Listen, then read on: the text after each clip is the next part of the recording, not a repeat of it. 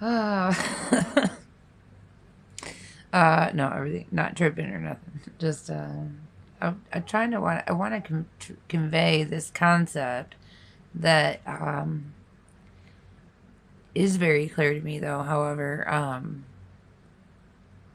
with certain plant influences, uh, I get stuck there sometimes because it's like the minute you try to define it with a thought or a word, it vanishes or it collapses and it is no longer what it was the minute you try to define or contain it. It's like the experiment where, and I don't think this is the same one as the double slit experiment, but they both come to mind and I picture them in these ways, with the help of plant medicine. And it helps me also understand like certain symbologies that we see. There's this occult symbology, and everybody, well, not everybody, but certain people freak out like, oh, the triangle, it's evil, or the triangle with the circle, or whatever. I get it now. Like, I understand that these symbols are actually representing concepts that have to do with the very nature of our reality. Yes, they are hidden, they've been obscured, and I'm not saying that there isn't corruption or corrupt bad intentions, in terms of trying to keep people asleep or unaware or ignorant to these truths that we could, as humanity together, could all be applying, but individually and collectively, to better ourselves as a species. I'm not arguing that that crap isn't happening, but that doesn't necessarily mean that the information that they have or are concealing is necessarily evil. I mean, it's almost like they want you to think that so that you will stay away from it and never figure it out. And this is really big if you're like in the church or you're Christian. They'll tell you stay away from everything that ever questions what we say about the Bible, and that's it. Like, and I get it because I was there, and I was trying to understand this, and I was trying to believe it, and in all earnest possible ways. But okay, when it's not evil to use the mind that God gave you and listen with your heart and your spirit to what you are actually connected with, instead of some people trying to get your money. Okay. There's just so much more to that, again, like, I would love to talk about and discuss, but it's like, people have to come to this on their own, and there's so much information and considerations out there already. It's like, is that really my niche where I need to be trying to fit in or make a difference in hashing out some of these things that I think are already, people are going to reach them in their own time, and the information and tools that they need to reach them are already there. So, is if my niche is to be meaningful, it should be unique in some way, and not that it's not all unique. I mean, everybody's experience and perspective on anything is unique, but anyways, but I'm just rambling down another freaking rabbit hole. The point was the whole double splits thing, and I keep seeing this and doing this in my mind. Circle split, and it's like the pyramid. It's like, okay, unity and source is all one, right? Okay, for anything else to exist other than unity and source and all one sameness, picture this as like the sun or some ball of energy. It's all the same, it's all one, and it's all contained within itself, and it's all the same. And consider it a conscious being. I mean, it can't experience anything without differentiating unless it splits off somehow and creates differences, right? Like light going through a prism, right? Like, all of the colors of light are contained in the white, and it's all like one beam. But if you put it through prism triangle, it splits the light into all of its spectrum of colors, and now you have differentiation. Now, this is often mistaken and taught as sin or evil or wrongness. That it's different from the light, or that it's bad because it's not the light, or it's not the same color, or some judgment, differentiation. Words. See, I have the way that I'm going to use certain words is going to sound or come across, or you're going to apply different definitions than what I'm trying to convey. And that's another reason why this is so difficult, because I would have to hash out like what I actually mean, what these words actually, not just me, my own personal understanding that I've subjectively applied to them, but what they actually mean. What does judgment actually mean? What does differentiation actually mean? Duality. Okay, so let's go back to the circle source. Okay. The next step from 1 is 2. 2. Now you have light and dark. Now you have good and bad. Now you have duality. Now you have 1 and 0, binary. This is represented in so many ways. The pillars, the 2 pillars, the sun and the moon. Now you've got the structure of the pyramid, okay? And the base of it is basically returning, wrapping it all up and going back, and completing it, fulfillment, everything, nothing new under the sun. Everything has been completed. Every possibility, every infinite possibility has been played out, experienced, folded over on by all of this cascading slew of exponential differentiation through duality, binary, 1 and 0, this splitting from source, okay? So we tend to judge anything that isn't us, or the way we see it or think it should be or have been told, as bad or wrong or evil, without realizing, guys, none of the good exists without the bad. Okay, that's a very simplistic way of putting it, but you would never know the difference because everything would be the same. You would never know the difference. There would be no good and bad. You'd have no happy, okay? Because it would all be the freaking same. There'd be no differentiation. No, okay? That's why this realm of physicality, of materiality, of duality is so unique and amazing. And we tend to hate it and judge it and put all these terms on different things, or things that hurt, or I shouldn't even use words like that. They're judgment words. We are judging our experience according to constructs that have been programmed into our consciousness.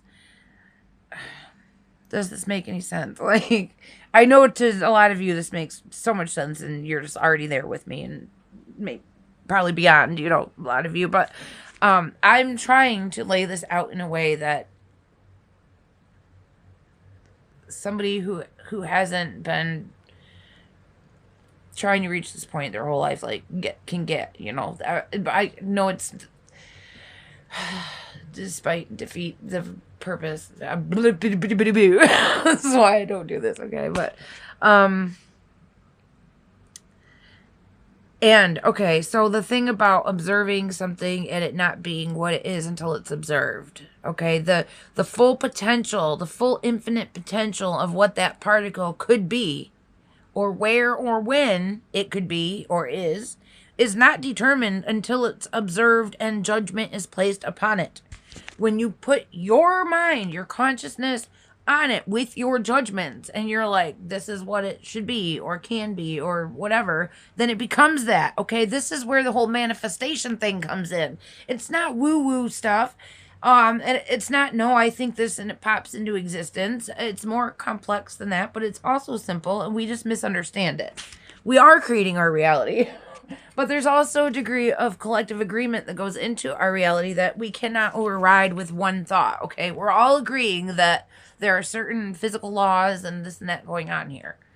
Our consciousnesses are already agreeing to that. So, like, there's overwhelming billions of people who are inputting that and creating that structure with their consciousness. So if you just say in your mind, oh, that's not true, I'm on Mars, or whatever, that's probably not going to work. That's not how the law of attraction works, or, this is all greatly misunderstood. And I don't know how to explain it to you.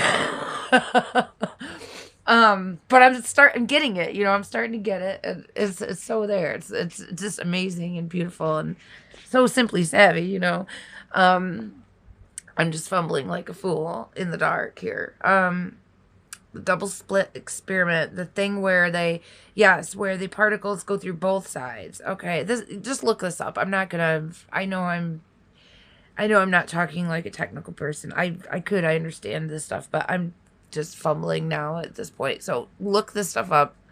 I don't know what it will mean to you, but consider these things. Near-death experiences, out-of-body experiences. Look at the immaterial. Look at what is consistent, okay? There are consistent things that can be shown and proven and demonstrated. It's not woo-woo, okay? Don't be afraid to contemplate things or explore things. If your church is telling you that considering the patterns within creation that God made and trying to understand them, or appreciating his creation, and trying to be more in tune with it, and love it and bring more love into the world as a result of all that is bad or evil. I mean, I understand. I get it, okay, because I've been there, okay, but I also realize that it's like when you're thinking critically and you're really seeking truth, and you've got so much love and sincerity and innocence in you, and you're really actually connected to God, and it's just these people listening to people who don't want to be told they're wrong, or who are afraid of, I don't know, or just who want to condemn everybody else and feel like they're right or something. I mean, I used to be really fearful that if I thought about or explored any of this stuff, I was just going to be like possessed by demons or something. Yeah. And I've had people that insist on going to church and insist that they are saved and Christian because they repeat some words and say they believe in the Bible, but they molest children, and they think that they are saved and that God loves them and that they are like gonna go share God with everybody else. Meanwhile, the same person calling somebody I know who actually believes in the like commandments, and I don't mean like in this judgmental fundamentalist like what's legalistic way, okay? I'm talking about the principles of natural law, the tenets of decency that apply to everyone, that is written on our hearts, okay, that Jesus taught. I was talking about following Jesus. Now, this is the person that Christians say is their savior, okay? But if you actually do and follow what Jesus taught, now all of a sudden you're a blasphemer, you're crazy, you're under demonic possession. This is because they're not listening to Jesus. Oh, that wasn't even his name. I don't even know if he existed, okay? But the stuff that they attribute to him in that book coincides with a gazillion other things, which is natural law, which is, all of this is true. You can't debate it just because, not debate, but you can't refute or throw it all out. You can't throw the baby out with the bathwater because there's debatable aspects to certain things around. That's what they want you to do. They want you to be like, oh, all that religious stuff is stupid, and throw it all out, and then not appreciate the truth that there is there. And then they want to take these religious zealots and make them so narrow-minded that they think they're all religious and righteous, but they're actually rejecting the very things that they, by definition, claim to embrace. So it's, it's simple and complicated at the same time. It shouldn't have to be so complicated, but it has become so. Anyways, I've just gone all over the place. I really just wanted to talk about the circle split thing, the circle pyramid thing, because when it's so present in my mind, I can't talk about it because it makes it go away. Like, that's the problem. It's like I become mute because, and I just make this hand gesture because there's no way to convey it without corrupting it, if that makes sense. Like, it only is what it is in true essence, in the conceptual understanding. And just by trying to break it down into these like some linear instruction or explanation makes it not what it is anymore. So it can't be conveyed. You know? But it makes sense now as in the symbology that I see and used to think was evil and demonic. I now am understanding is like basic geometry. It's basic fundamentals about the nature of reality, about the nature of consciousness that certain groups have known and retained and still hold and symbolize. You know, now I'm not debating other aspects, that there aren't a bunch of evil people involved. I think a lot of them don't even really know this stuff, though. You know, I think I think a lot of people are so compartmentalized and just turned into pawns at whatever level of the game they are, even if it's high up, that they're still not like these all-knowing freaking wizard masters of the world, okay?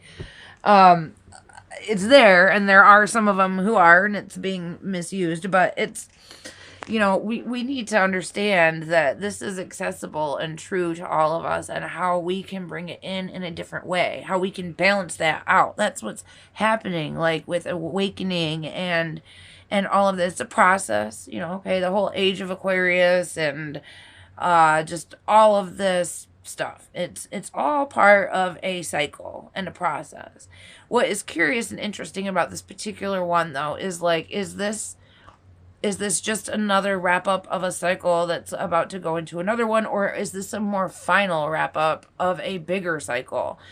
Because that seems to be a theme that I'm hearing a lot with people who are kind of tapped spiritually and energetically tapped in and do, you know, meditation and astral things. It's very, very consistent message that I also feel and have been tapped into and have been intuiting, like, my whole, like, not sitting here in my room eating shrooms trying to intuit something, okay? I mean, like, whole life it's been something there saying something, okay? You know what I mean? Like, probably been here a freaking million times, and I think I chose to come back at this time because I knew something significant was going to be happening.